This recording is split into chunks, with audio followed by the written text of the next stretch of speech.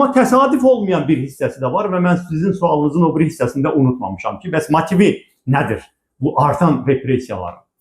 Nə qədər ilk baxışda paradoksal görünsə də, mən əminəm ki, repressiyaların daha da şiddətlənməsinin motivi qorxudur.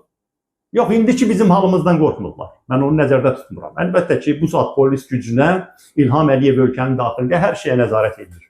Bütün azad mətbuat susturulub, sərbəst toplaşma azadlığı, belə deyək, qadağan edilib və polisin imkan vermədiyi heç bir mitinqi keçirmə imkanı da yoxdur. Müxalifət də zəiflədilib, vətəndaş cəmiyyəti ümumiyyətlə demək olar ki, məhv edilib.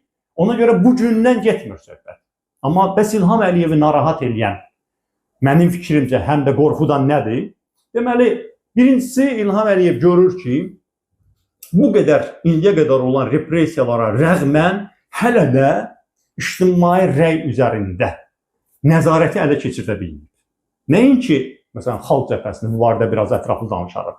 Müxalifəti sıradan çıxarmaq mümkün olmayıb. Hətta ilk baxışdan o sıradan çıxarılmış kimi görünən mətbuatla da məsələ həll olunmayıb.